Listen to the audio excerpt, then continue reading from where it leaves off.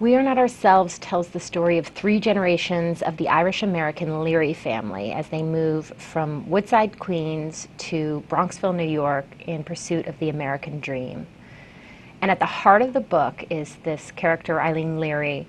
She's a daughter, she's a wife, she's a mother, and her greatest ambition in life is to better her station.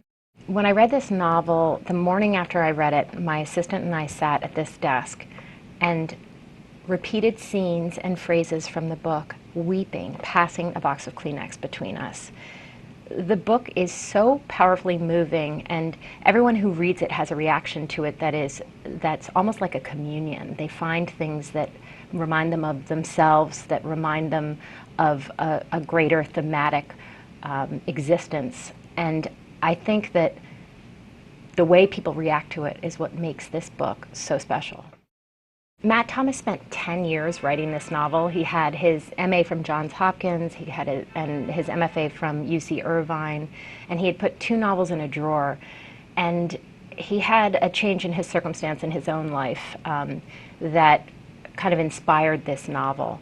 And for 9 of those 10 years, he wrote in complete solitude. He showed it to no one until he finally showed his wife and a few close friends. And a year later submitted it to an agent, and within a month had publishing deals all over the world. This is an epic novel. It's magnificently written. It's thoughtful, it's hopeful, and it tells the story of the middle class in America in the 20th century. Now, I'll admit, when I originally read this book, I thought that I was going to cut the first 100 pages. And then when I went back to read the book, when I finished the book, I realized how much detail was sewn into those pages, these seeds were sown there that ultimately created this majestic overview. So I couldn't cut them.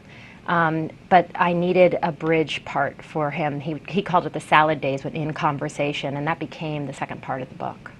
When people respond to this book, where and with whom they respond, whether it's to a character or to a detail, for instance, there's a broken tooth or a gold watch, or whether it's just Eileen and her resilience in the face of tragedy, it shows you where his or her home is. And I love that idea. I love the idea that you come to a book and you find your home in it.